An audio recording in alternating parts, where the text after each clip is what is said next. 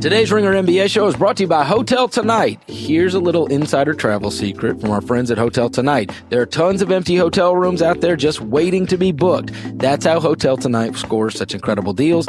They team up with awesome hotels to help them sell these rooms and pass along those savings to you. Not like last resort places. They work with cool top-rated hotels where you actually want to stay.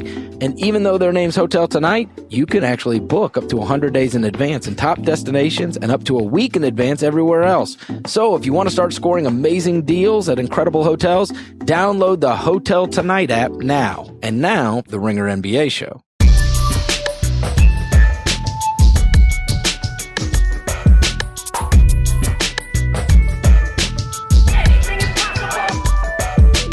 Welcome to the Ringer NBA show. I'm Chris Vernon, and joining me as he does every Tuesday from TheRinger.com is Kevin O'Connor, a.k.a. Kevin O'Bomber, a.k.a. Kevin O'Concert, a.k.a. Kevin O'Model, a.k.a. Kevin O'Conflict. Kevin! Verno, what up? How you doing? How was your weekend? Everything was good. I did not think that the massacre of my NCAA bracket could get worse, but in fact, it did. Kevin, I will tell you that I felt very good about my NCAA bracket. And now, by this upcoming weekend, I have Michigan left, and that is it.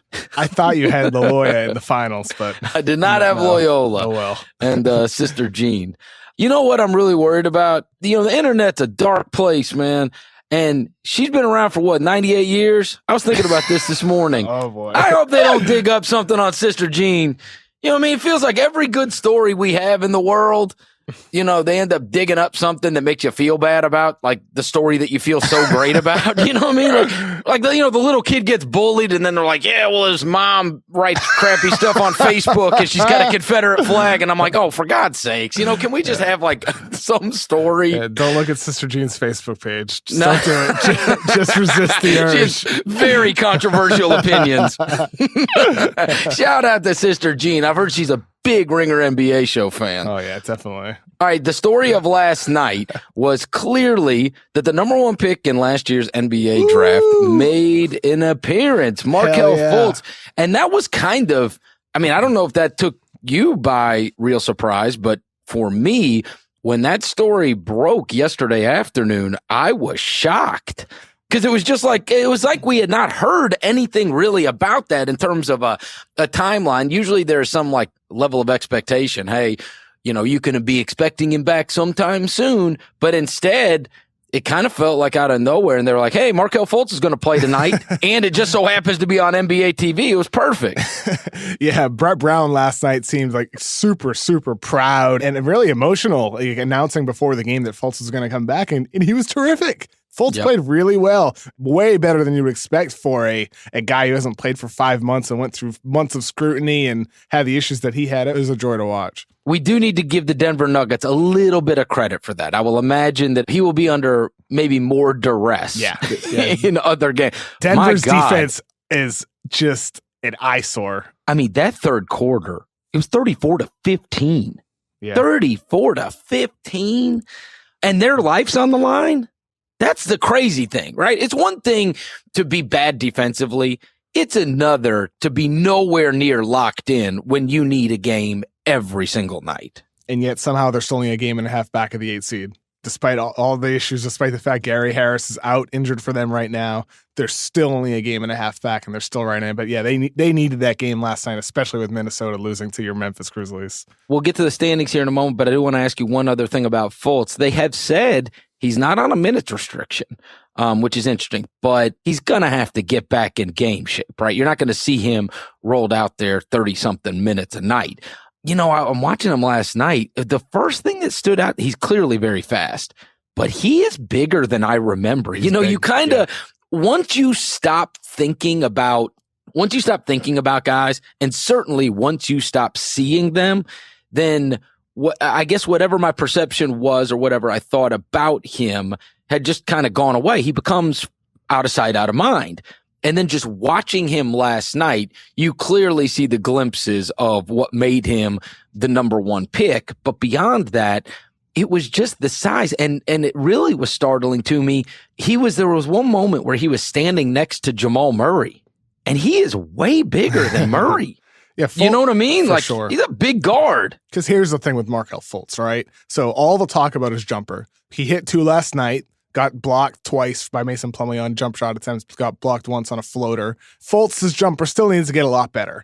But last night, he showed off everything else, like what you're talking about, Chris, with his size, his potential versatility on the defensive end of the floor, his size offensively, the size advantage he has over a lot of point guards, his ability to finish against contact, his fluidity in the open floor. You mentioned his speed, but combine that with his size and his ability to change directions. Fultz looks really good in those areas, and that's the type of stuff that didn't disappear. His passing ability is still really, really good, especially for a teenager. Everything was there last night. It looked like he has not missed 5 months. The confidence he played with was really remarkable, and I think, considering the adversity he went through, he showed some mental toughness, and I think that bodes well for him moving forward with improving on his jumper, which, yes, it still does need to get better. Okay, well, 2 things on that. Number 1, the jumper didn't look gross. Yeah, it's definitely better than what it was. Yeah, we had seen those videos where it looked like a shot put or something, and certainly if you're just watching it, you would not have gone, man, that guy's got an ugly shot, because he doesn't. It did not look ugly. The second thing is, as we've talked about many times, that's the easiest thing to deal with. That is work, right? There's a level of mechanics, and then it's just getting in the gym and repetition. But we have seen all manner of players, including great players, become infinitely better shooters than they were when they first came into the league. And a lot of guards, right? Whether it's Kyle Lowry or it's Mike Conley or even Kawhi Leonard, who is considered one of the best players in the league. You can become a really good shooter. Jason Kidd, like, for years, like, by the time it was all over, he was shooting like 40% from 3? And it was later in his career as he reinvented himself. But that is the one thing that you can really work on and you can fix. But you can't get better at being big and athletic and fast and all that. You know what I mean? Like, there's a ceiling on how good you can be at all that other stuff. And he's got all that other stuff. He was super intriguing. I was wowed last night, I must tell you. And on the jumper, Chris, one of the focuses in my article on The Ringer today, like just reacting to his game, is the confidence he played with. I mean, his first possession, he turned the ball over. He basically drove into a brick wall. Later in the game, despite getting his shot blocked, he chased down a loose ball. I thought he reacted well to moments where sometimes players either they get tight or they follow up with another mistake. I thought he followed mistakes with good plays. That's something he did in college. That's something he's doing now in his return in the NBA. So those are the little things that I think are very, very encouraging based on what's happened the past 5 months. So the jumper, will it get better? Well, we don't know, right? We just don't know. But it has made progress from where he started at the beginning of the season with that Shaq-looking free throw form and the totally broken jumper. It's better now. And based on the way he performed in this game with all the adversity, I think it bodes well for him moving forward, and I feel a lot better. Yeah, the fascinating thing is going to be what it looks like when he plays in the elite level defensive team. Because that was, in many cases, as you saw when they were going up and down the court, he was under very little duress. I mean, I'm not trying to take anything away, but it would look more like summer league defense. And that's the Nuggets problem. Yeah. It's the reality of it, Chris. Situation and context matters. It's a difference for him going against Denver in the regular season than it will be going against potentially Boston or Toronto in the playoffs. I'm glad you mentioned that because we said he's not on minute restriction, though they're not obviously going to throw him out there. He's got a lot to learn about the NBA game, as every young point guard does, seeing their first action. In his 5th game. Yeah, and he's thrown into the mix, right? And obviously he's not exactly being able to carry his experience of the first 4 games with him, right? It's been the 65-game break or whatever. But with only 10 games left to go, where do you think he fits in as a weapon for them come playoff time? Is he somebody that Brett Brown is going to regularly be throwing out there? How many playoff minutes do you think we're seeing Markelle Fultz get when these games? There is no time for mistakes, right? When it comes to the playoffs, there is no time for a guy playing not so well or learning on the job. And so that's the fascinating part to me about it. We only got like 10 games to get him ready. And then he's in the most high leverage basketball the Sixers have played in like a decade. That's an interesting question because last night Fultz just backed up Ben Simmons. They didn't share the floor for even a second. And I don't know if you can have them on the floor at the same time because Ben Simmons can't shoot and Markelle Fultz hasn't shown that he can shoot outside of 18 feet.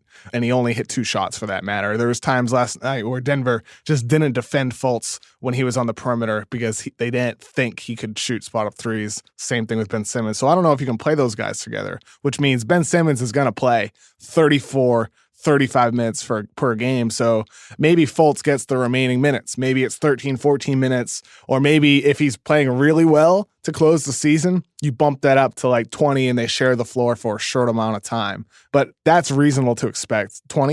15, 20 minutes. I think for a guy that's missed so long and there's so many variables, 15, 20 seems fair. What do you think, Chris?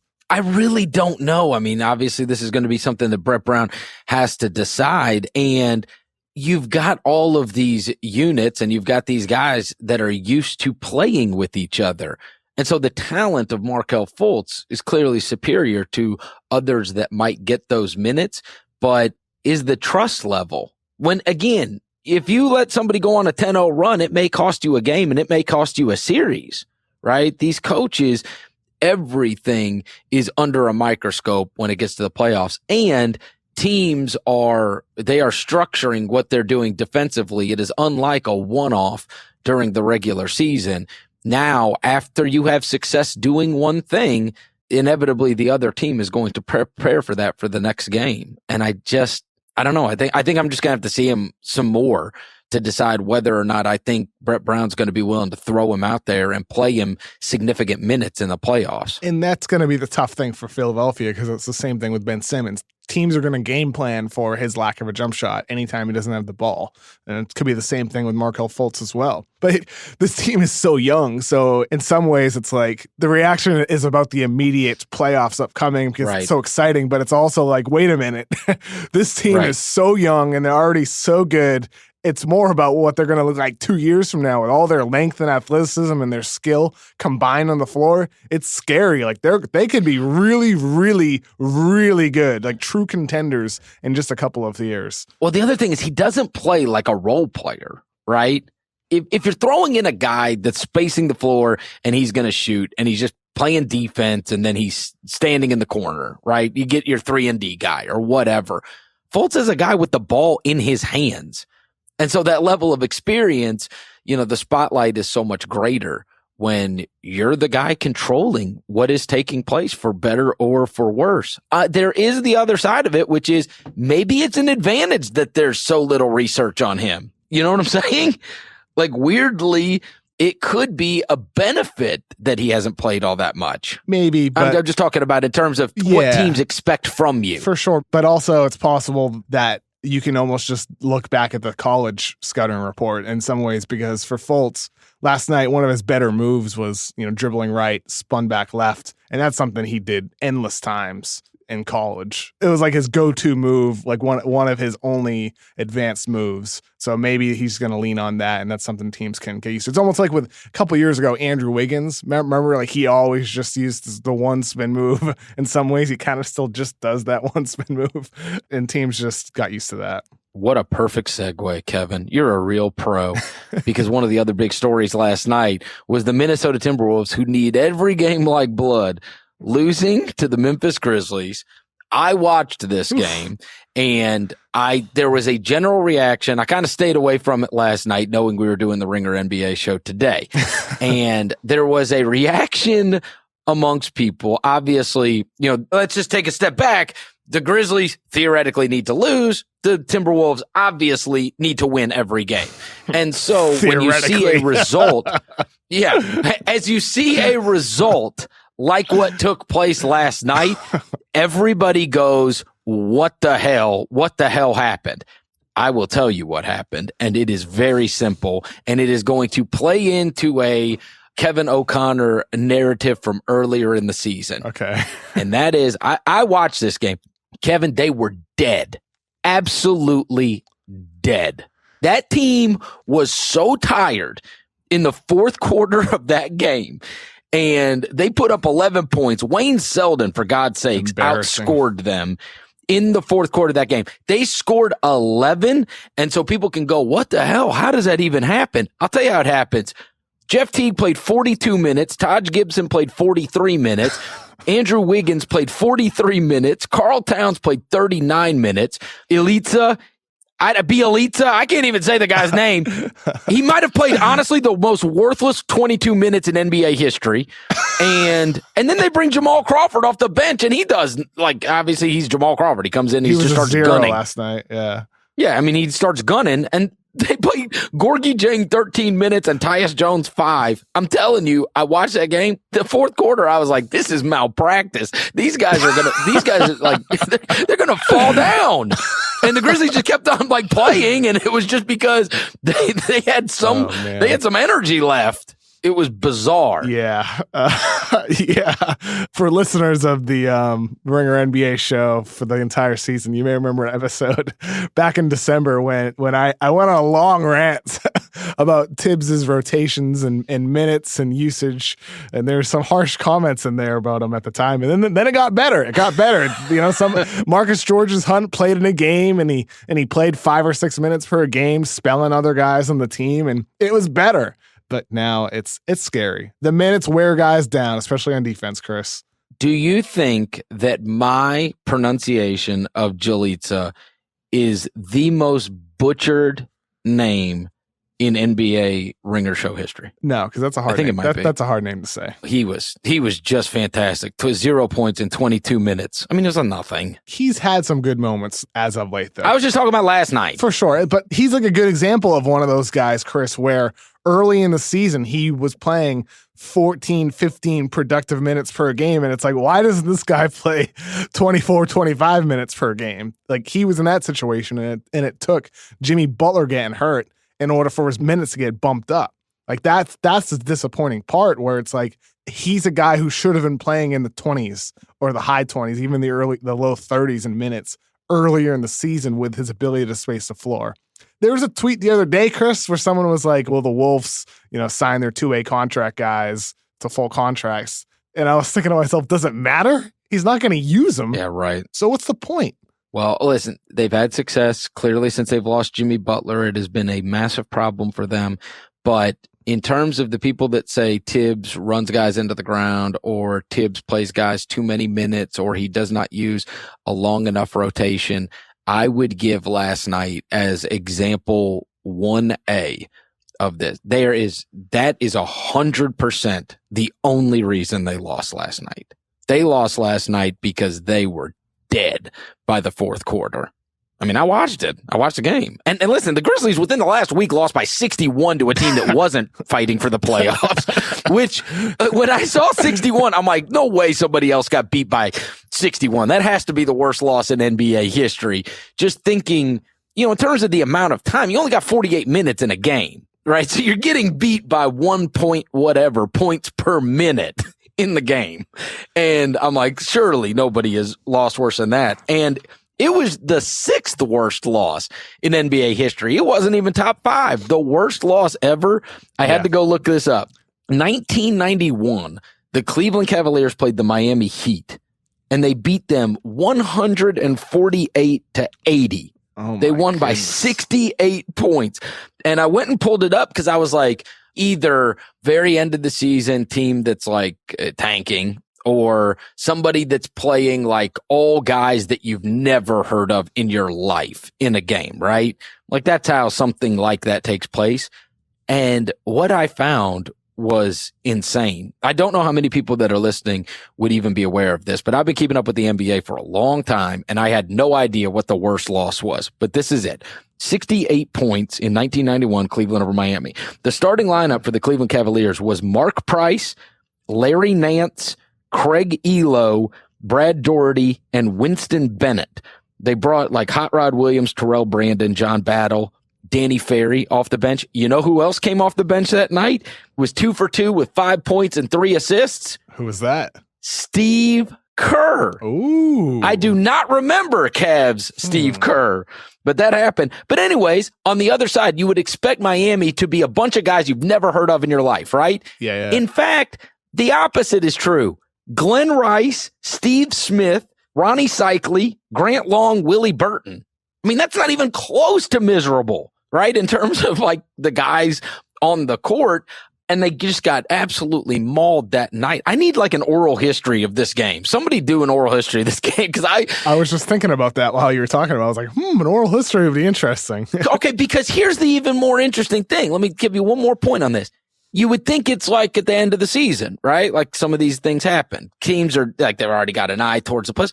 It was like 20 games into the year and the Heat were like around 500.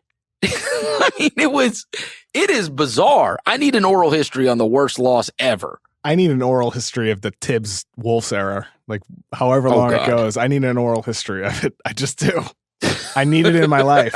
I need it. You need that? I need it. Well, Tibbs is a good talker. He might actually talk about it, right? Here's the scary part, though, with Minnesota. Like, they just lost that team, like, as you mentioned, that had one of the worst losses in NBA history. A team that is just totally depleted. A totally depleted team. Wayne Selden outscored them in the fourth quarter. Okay. It should have been a game where Towns and Gibson and Wiggins and Teague are all resting in the fourth quarter. It should have and could have been one of those games. And yet it was the complete and utter opposite. If I'm a Wolves fan, I am nervous about not just the playoffs, but I'm thinking of next summer, Jimmy Butler, an unrestricted free agent. I'm thinking, this could decline really, really quickly. Yeah. I mean, they're in a tough spot. They've lost 2 in a row. They are 4-6 in their last 10. And this is obviously when things matter most. They are still, by virtue of the Sixers taking care of business against the Nuggets last night, they're still 1.5 games up for that 8th spot. They are 2 games up from the Clippers. And so, man, I mean, obviously you're kicking yourself if you're a Nuggets or a Clippers fan. Isaac, I'm sure you are kicking yourself because this was shots fired. Well, I'm just saying all you had to do was get on a little run. Those teams are 5-5 in their last 10. So they weren't able to make up ground. This would have been a prime opportunity that if somebody could have maybe instead of going 5-5, they went 7-3 in their last 10. They'd have that spot right now. I wish, man. I wish. Sorry, Isaac. Is there a game in the last 10 that you resent the most? I guess, I mean, they played a 5-point game at Houston. They lost at home to New Orleans. That's probably the one in there that they should have gotten. Anthony Davis dropped 41 on them. Yeah, but you can't do anything about that, honestly. That's Anthony Davis. Yeah, I mean, the other ones, listen, they lost to Oklahoma City. They lost to Portland. They lost to Minnesota. Minnesota obviously losing at Minnesota by 14 when that's the team you're competing with for that spot. Yeah, that one's tough. So, yeah, but I think you're right, Kevin. I'd be worried as hell if I'm a T-Wolves fan right now because I don't know. Maybe these guys are just going to regenerate, but I will tell you last night, that was a tired basketball team by the time they got to the fourth quarter. And I mean, it's game 75 for God's sakes, right? And these guys have been playing 40 minutes every night. And they should make it. Their remaining schedule is Atlanta, Dallas, Utah, Denver, Los Angeles Lakers, Memphis, Denver. But you notice in there 2 Denver games. Those are going to be games that probably swing this one way or the other. All right, Kev, we'll get right back to it after a word from ZipRecruiter. Are you hiring, posting your position at job sites and waiting to find the right people? ZipRecruiter knew there was a smarter way, so they built a platform that finds the right job candidates for you. ZipRecruiter learns what you're looking for, identifies people with the right experience, and invites them to apply for your job. These invitations have revolutionized how you find your next hire. In fact, 80% of employers who post a job on ZipRecruiter get a quality candidate through the site in just a day. And ZipRecruiter doesn't stop there. They even spotlight the strongest applications you receive so you never miss a great match. The right candidates are out there. ZipRecruiter is how you find them. Businesses of all sizes trust ZipRecruiter in their hiring needs. Right now, our listeners can try ZipRecruiter for free. That's right, free. Just go to ZipRecruiter.com/RingerNBA. That's ZipRecruiter.com/RingerNBA. ZipRecruiter.com/RingerNBA. ZipRecruiter, the smartest way to hire. Now, back to the show. Okay, let's get to where we think, when we're talking about those standings, they're all going to be jostling around. You still have, by the time you get to even the 3 seed, Oklahoma City's only 2 games back from Portland as of right now, and they're only a half game up on New Orleans and San Antonio, a game and a half up on Utah. and I'm speaking of Oklahoma City right now, game and a half up on Utah. And then we think that Minnesota's probably going to end up 7 or 8, right? If I am the Rockets or the Warriors, I want like hell to have to play either the Pelicans or the Timberwolves. You want to face the Pelicans? Yes. I would be hoping that they get to 7 and 8. I don't want to play the Spurs or Utah. You mean of the 8 teams already in there right now? Like, so yeah. If we're saying that these 8 make it. Okay. Yeah, makes sense. If you're Houston or you're Golden State, right? You're the 1 or the 2 seed. What you don't want is for the Spurs or the Jazz to be manning those 7 or 8 seeds. Because the Jazz have been a radically different team, as we know. Like, especially Utah. Yeah, they are going to be better than their seed, right? Utah, we will admit, is going to be better than whatever their eventual seed is. That's not going to be a great indicator. And in fact, as of right now, Utah has the 3rd best point differential in the Western Conference. And I believe they would only be behind, 2 teams in the East, Toronto and Boston. So if we go by that as an accurate measure, and at least it has over the years been a rather accurate measure, Utah's the one you stay away from. And the San Antonio thing, I don't know what the hell to think, Kevin, with the Kawhi. I guess Kawhi Leonard, is he going to be showing up in the playoffs? I mean, we're down to where they got 8 games left. So, I mean, you're going to get in game shape and you're going to be a guy that's in the rotation. That whole mess last week was so crazy again. And obviously our expectations of how hard a deal San Antonio could make it on an opponent would be devastating. Yeah, it's like with Fultz. Fultz, out of nowhere, Brett Brown steps up to the podium pregame and says, Fultz is back. He's playing tonight. He's available. It could be, maybe it'll be like that with Kawhi Leonard. It could be. I'm not optimistic that he'll return this season, but we'll see. It could be random like that. But as you said, Chris, there's a difference between Fultz having to get back into a rhythm for 15, 20 minutes coming off the bench than there is for Kawhi Leonard to be the guy that he was in prior years in playoff situations for the Spurs when he took on a heavy two-way load. 34, well, that's not a lot of minutes for some players across the league on different teams, but it's a lot of minutes for a Spurs player playing like 35, 36 minutes in last year's postseason. Kawhi needs to carry a heavy load for that team, and I don't think it's realistic or reasonable, for that matter, to expect it with so little time left in the regular season. I was talking to somebody that covers the Warriors yesterday about this Western Conference playoffs and about, them being without Steph and the fact that they're going to be the 2 seed. We know that. They're locked into the 2 right now. And so it's just a matter of who they would play in the first round. But the expectation is they may not have Curry for that. And I was talking about how they want to stay, you want to try to stay away from Utah and San Antonio if you can. And the person, what they responded to me? I was kind of surprised by this. They say, who they want to stay away from the most, who they're praying doesn't drop, is they do not want to play Oklahoma City because they are terrified that Westbrook would just destroy Quinn Cook in the case that they would have to play against them. Oh, goodness. And the Oklahoma City thing is always a very tough environment for them. And you got all that KD crap, still. And he would be the guy, right? Everything would be on KD would have the spotlight on him completely. It would be KD versus Russ the entire series. Yes. Give me it. I want it. I want it. But that was come on. I thought that was fascinating because it wasn't something that I had thought of, but clearly they have. Right? They've thought of that. In the end, it's just that Oklahoma City would be a team that you would really want to stay away from just because of the Westbrook factor and having to play against the Thunder in their arena in the first round without Curry. That would make them the most nervous. Well, I hope Oklahoma City tanks into the 7th spot just so we can see that.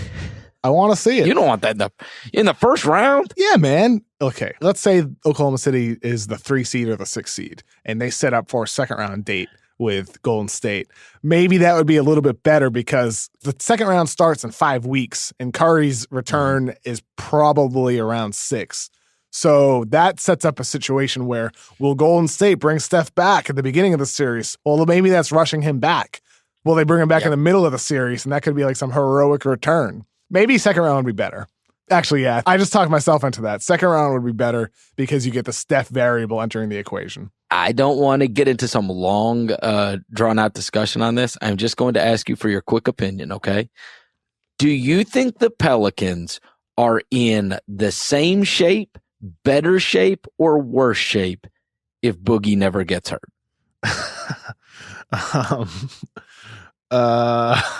This is a hard question to answer. I think there was some evidence early in the season that they were better when it was just one of them on the floor. So I think what we've seen lately is perhaps an indication of that maybe Boogie and AD isn't the right fit together. And not necessarily an indictment of Cousins, but yes, we would not have seen this Anthony Davis. For sure. We can say that, but you also can't rely on Davis to do this for 82 games. We're seeing this for the second half of the season. So he needs support. The question really is Boogie the best support for him? It might be their only choice. So I don't know what the alternatives are because you can't lose Boogie. But then again, he just tore his Achilles, and it's pretty scary, the thought of paying a 280-pound big man that relies on explosiveness and agility and change of direction that just blew his Achilles. I mean, that's scary. Yeah, that's fair. That's scary. All right, let's move over to the Eastern Conference.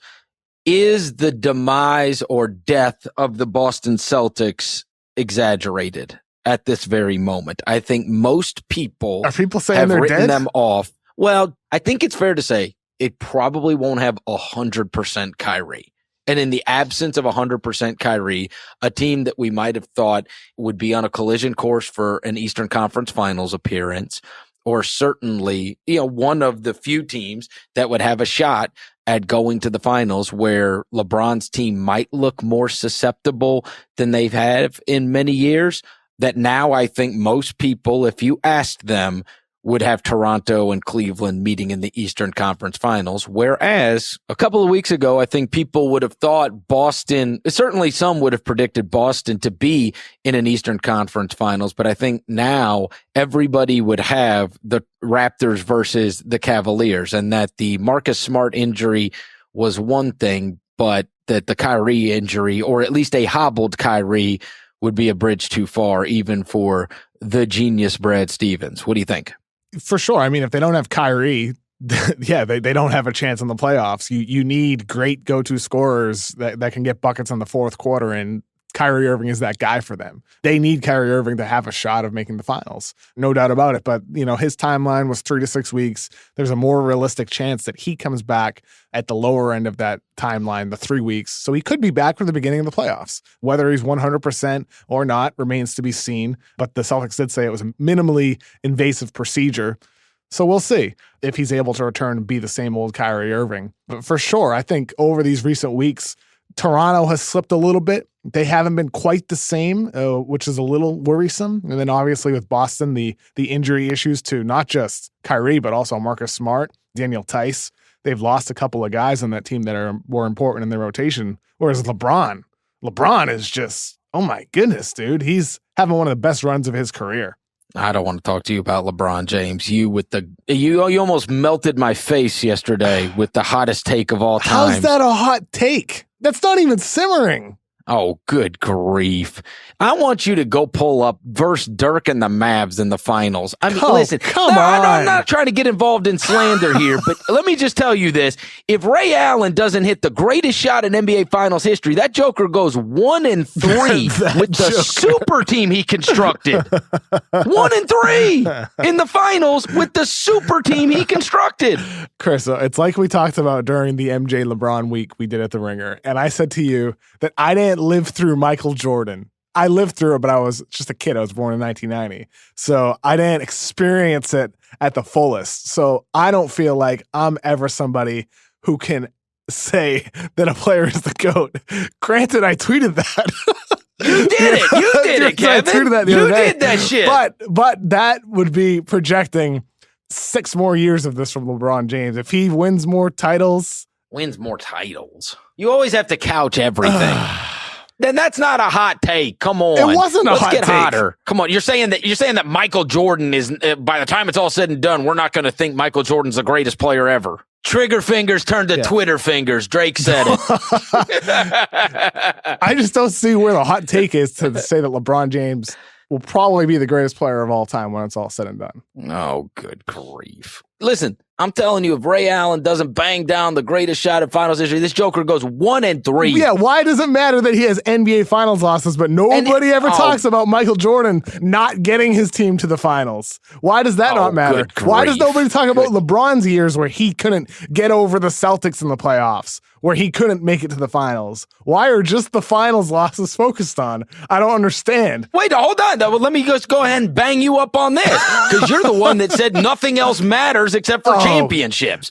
You're Mr. Rings culture. No. I talk about the ultimate goal is winning rings as an organization. Oh, fine. Well, that's the ultimate goal for the player, too. And if Ray Allen doesn't knock down that three and Draymond doesn't punch somebody in the dick, he's got one. But it's not the end criteria, though, in determining greatness. Is Charles Barkley not a great all-time great player because he didn't win a ring? No, he's still an all-time great player. Of course he's a great player, but good grief, what gets brought up about him like every damn broadcast? That's too bad. Like still to this day.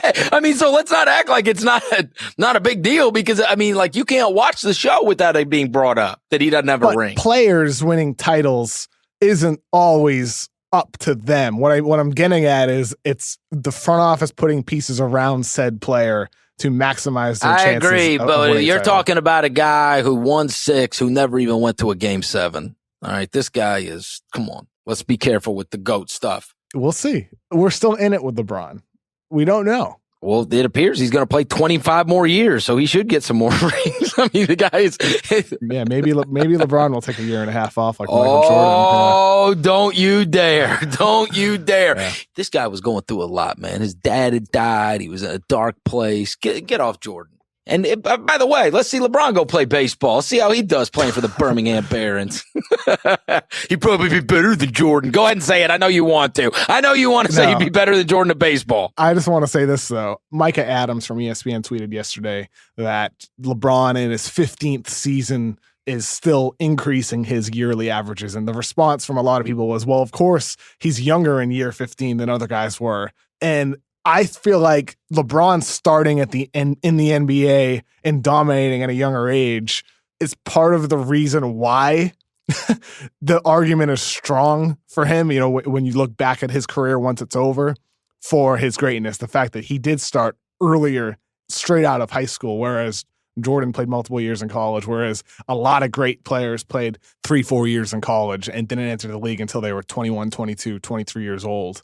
I feel like that's part of the amazing narrative with LeBron, is just the fact that he came in as a teenager and dominated from day one. And here's the moment where Kevin O'Connor says, here, let me steal your line. Appreciate this, because it's not going to last forever, because people don't appreciate LeBron and blah, blah. Enough with I'll appreciate LeBron. I'm tired of LeBron. I'm ready for the Giannis era. Let's go. I don't know what we're going to do without LeBron. I think we're going to just move on to the next guy like we have for the last 50 years. For sure, but there needs to be a next guy, because what would this era... There's more great young players in the NBA now than I can ever remember. No doubt. There's a lot of interesting players where if it's like the show The Leftovers and LeBron disappeared tomorrow, good grief. The league would still be in a great place, but LeBron makes it a hell of a lot better. I agree. Yeah, I'm thankful to be alive at the same time as LeBron James in his prime. All right, Kev, we'll get right back to it. First, a word from our sponsor, Belvedere. Produced in one of the world's longest-running distilleries, Belvedere Vodka is the world's finest all-natural vodka. Crafted by a collective of master distillers, Belvedere is made with non-GMO Polish rye, pure water, and no additives. Recognized for quality, Belvedere was named the ISC World Vodka Producer of the Year in 2015, 16, and 17. Belvedere's unparalleled quality is reminiscent of the King, a.k.a. LeBron James' recent run he's made through the NBA Finals an astounding 7 consecutive times from 2011 to 2017, including 3 NBA Finals and MVP awards.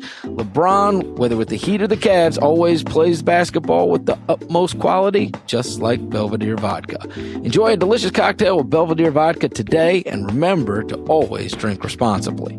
Also, we have some exciting news for all you Ringer heads out there. The Ringer has new merchandise with a shiny new storefront you can check out right now. We have hats, hoodies, and even an exclusive Shea Serrano disrespectful dunk shirt. Your friends will be low-key jealous when they see you strutting down the street in an official Ringer zip-up hoodie. Previously available only to Ringer staffers, we are letting you, our loyal listeners, get first dibs on the goods. Go to theringer.com/shop to pre-order your merch now. These are limited run and won't last long, and once they're gone, they are gone. Again, check out theringer.com/shop to pre-order your official Ringer merchandise today. You can also find the link to the Ringer web store in the show notes. And now back to the show. So I got into a tiff, as I have many times on Twitter, about the NBA draft and about this. Every time I give an opinion on the draft, everybody calls you an idiot about everything you say. And several months ago, I said, I've been watching a ton of college basketball. This draft is so wildly overrated. It's unbelievable. And now we have one potential lottery pick left in this Final Four, and that is Mikal Bridges from Villanova, who is part of an outstanding team. But one of the things that I got into last week was, if I have a different opinion than many about this stuff, one of my defenses is, given that it is not, I guess it's my job to give these opinions and I want to be right about these things. But in the end, I think it is healthy to have different opinions, and I am always just stunned at the lack of different opinions when it comes to the NBA draft. We know the draft has not been the beacon of efficiency, right? There's busts like every year that are drafted in the top 5 to 10 guys. And yet almost every mock that you can find mirrors each other. Nobody really has much radically different. I was stunned by this. And so I've been asking around to people about it. Like, how can this be the most unbelievable groupthink project on earth? How can everybody's board look the same or close to? And the agent told me this was his philosophy, that these mocks come out and then obviously there's a lot of, I don't want to say copying, but like there's a baseline for it. And then people can, inject their information and or opinions into those mock drafts. And that the proliferation of those and the fact that every fan has those and every player and every agent and everybody in the free world has those has now put this pressure on general managers, most of which are not secure enough to say, I think, let's just say somebody might think Mikal Bridges is the second best player in this draft. Okay, it would be outlandish as compared to the drafts, but it would be something I respect. Like, hey, man, that's your opinion, right? Everybody can have different opinions, and you think that Bridges is the second best player in this draft. But that they wouldn't take that guy because of these mock drafts. That was the explanation to me. Because if you make a mistake and you take a guy that everybody in the free world agrees upon is elite and is supposed to be drafted where conventional wisdom, or at least whatever the wisdom of the mockery drafts are, that you won't get fired over that, right? Because every owner has access to those, every GM, every fan, everything. But if you have your own opinion and you go out there and you say, to hell with what the mock drafts say, to hell with all that, I'm taking the guy I think is the best, that then you put yourself at risk. What do you think? Well, I have a couple thoughts on that, Chris. So I've told a story on the podcast before, but it's worth bringing up again along those lines of what you just said. With the Minnesota Timberwolves in the 2010 draft, I've heard that, and you hear this about a lot of situations, that, we were thinking about taking this guy, but I buy this, that in the 2010 draft, they had the hots for Paul George, who ended up going 10th to Indiana. And they really, really wanted to take him with the 4th pick. But because of the fact that George, seemingly the consensus amongst, whether it's public, whether it's internally, whether it's, with other NBA teams, most people thought of Wesley Johnson as a better prospect. So they didn't go with their gut and take Paul George, the guy that they ultimately felt was actually the right guy. Some people within that front office. You heard last season with Donovan Mitchell. I heard the Knicks had interest with him at 8. I heard Charlotte had interest. There was a handful of teams ahead of 13 where Denver traded it out for Utah, where he ultimately landed. There was quite a lot of interest in Mitchell, and the teams perhaps didn't just go with their gut feeling that he was a guy, partially because of the consensus. But in reality, Chris, the consensus doesn't exist, which is the odd part of kind of the public groupthink, because you talk to people in the league, you get drastically different responses on value of players, drastically different. And within front offices, that's exactly what you want. You want dissent. You want people to disagree, because through debate and through group discussion, that's where sometimes the best solutions or the best ideas or the best approaches come. And publicly, that doesn't happen to the extent that I wish it did, because, before I was writing, I remember, seeing Draft Express and ESPN rankings, and then other sites that I would read would kind of do stuff similar to what they changed. Like if one guy shot up the boards, he would suddenly shoot up the boards on somebody else's website. And it's like, well, wait a minute. Why did that change just because DX and ESPN said so? Why don't you just do it your own way and have what you actually think these guys should be? Because that's the way it is in the league. Every team, every executive, every scout has different rankings. And if they don't, then there's a problem, because you need to have that disagreement. Yeah, and so one of the things, Kevin, is I would say this particular agent that I was talking to about this idea of groupthink and that guys are scared to, quote, overdraft somebody. The one personnel guy that he brought up to me, he said, that's why I have such respect for Danny Ainge. He said, because he's got his board and he just sticks to his board and he doesn't give a crap what all these mocks and everything said. So if people think it's goofy that I take Terry Rozier 17th, he doesn't care. And that was actually the example he brought up. That's true. Right? He was higher on Terry Rozier than everybody else. Everybody. And he just said, to hell with it. I don't care. Now, he's so secure, right? And so comfortable in his own skin that he can do that.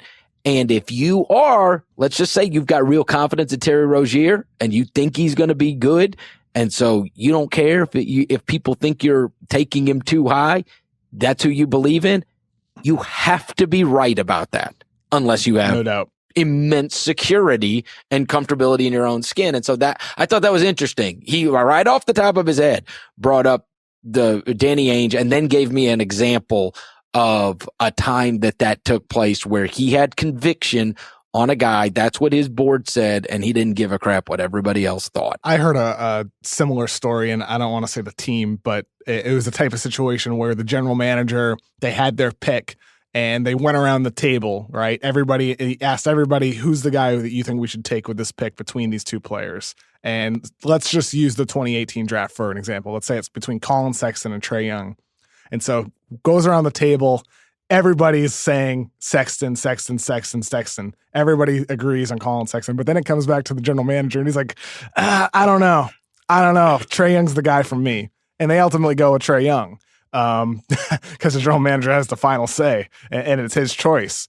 You're right that general manager who makes that choice needs to have security or a hell of a lot of balls to make that decision. Or they need to be the team owner. That's a great story because it's I was covering the Grizzlies the last time they had the number 2 pick, the year they took the beat. And Michael Heisley wanted the beat. He was a Georgetown guy. He was well-versed in the Big East. Jerry West had given a recommendation to him, who he still kept up with to that day. And everything was split that year. If you recall, there was no consensus number 2. There was a consensus number 1 in Blake Griffin. And most people had Thabeet in the top 5 of their mock drafts. Everybody did, in fact.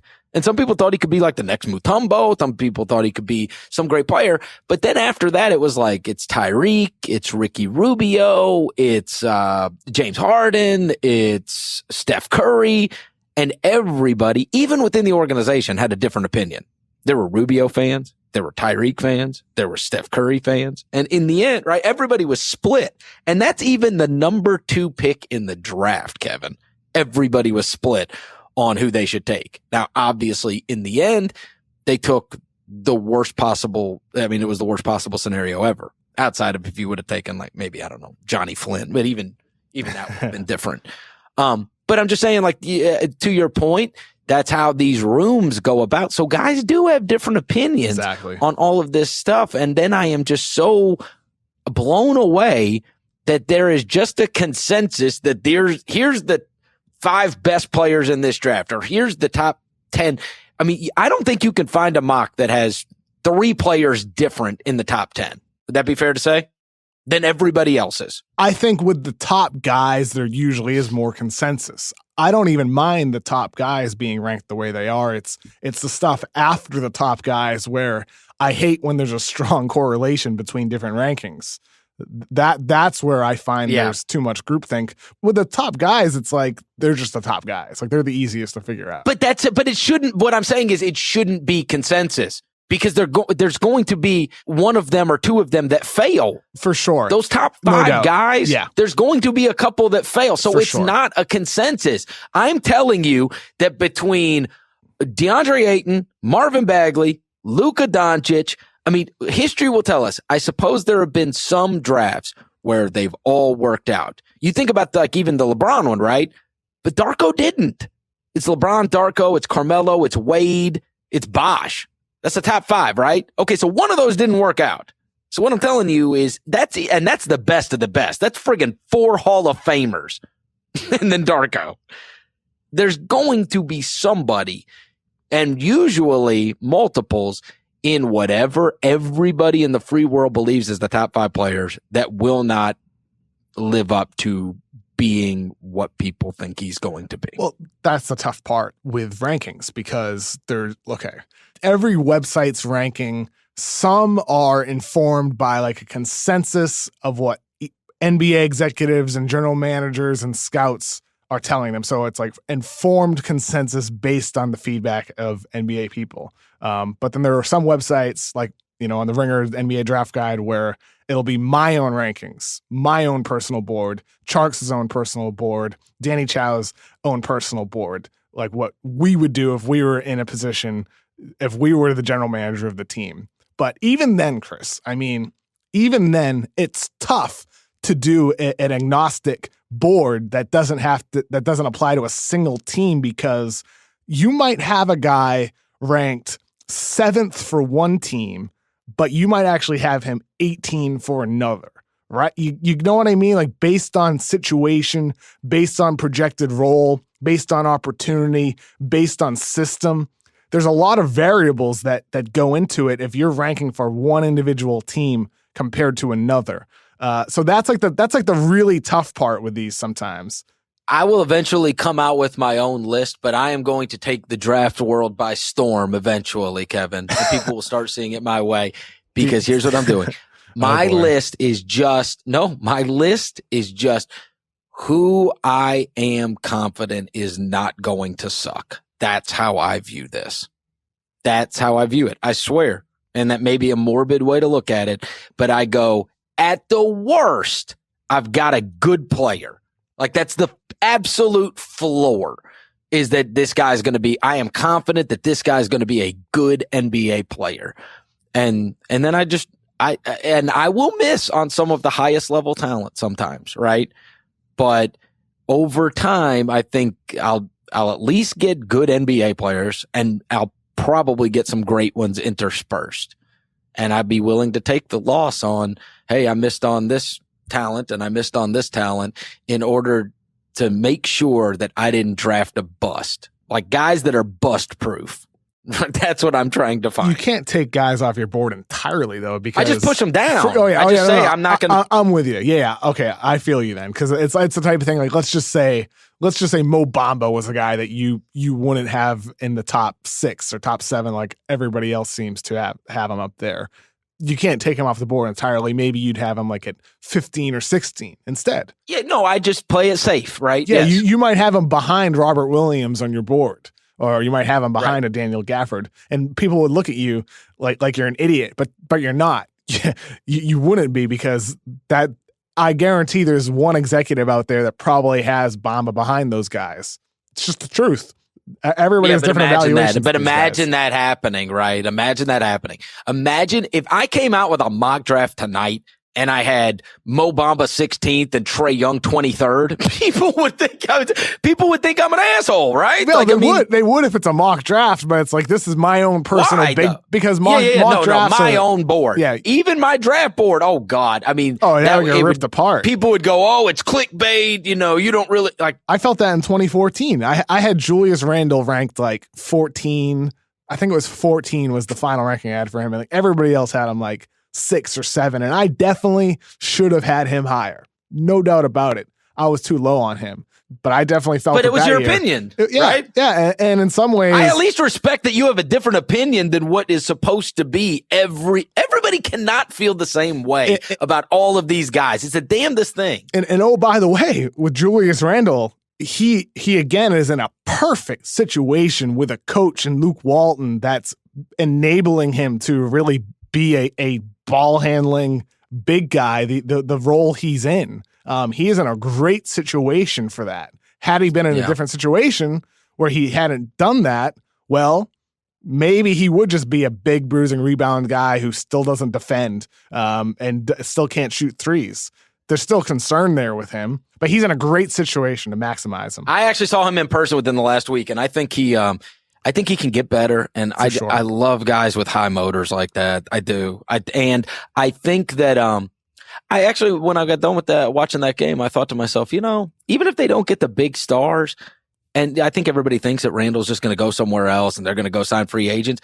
If they don't go and get like some big stars to sign with the Lakers, falling back to that is not bad. I mean, depending on what his contract is, but I mean, it's not like they couldn't just bring him back, and they got a hell of a player. I like him. Yeah, I do. The reason why I had him ranked so low in 14 is because his defense was just awful at Kentucky. Right. Really, really horrible. I worried about his jumper. Still worried about his jumper. It's still concerning. 21% from three. Just not a good shooter from NBA 3-point range. And then defensively, he's way better than he was before, especially in man-to-man, but boy, he still has some bad moments on defense. Yeah, I get you, really, but he goes hard. Oh, he plays. Yeah, that's the thing. He plays hard. I just don't know if just to tie this to this year, Chris. That's kind of also the concern with Marvin Bagley, where it's like, yeah, he's so athletic and he can move so well, but with Randall, it was like just an inability to read the floor, and it's kind of similar with Bagley, where teams are just picking on him sometimes, despite the fact he's this unbelievable athlete who on paper should be a great defender. He's going to be awesome. People have said that a lot, though. He could be awesome. I'm not. Bagley's going to be awesome. You can't rule that out, but there's some legitimate concern with his defense. Shorter wingspan, lean body, and an inability to read the floor. This is where we break ways, right? I mean, because you don't talk about DeAndre Ayton like that, and he's no There's concern better with defender. Ayton, too. There's concern with him. If you and me were in the room, we would have an absolute blood war on Ayton versus Bagley, because I would take Bagley. If we were like general manager, assistant general manager of the Memphis Grizzlies. Yes. We would be having a blood war. Yeah, we would be butting heads about it for sure. And guess what? That's okay. And there's probably a lot of teams that are having that, discussion every day. No doubt about these guys. No doubt. Kevin, it's always my favorite on Tuesdays. Thanks, brother. Likewise, Chris. This was fun. Have a good one. It's going to do it for another Ringer NBA show. If you dig what you're hearing, go give us a rating and review on iTunes. We will talk to you next week.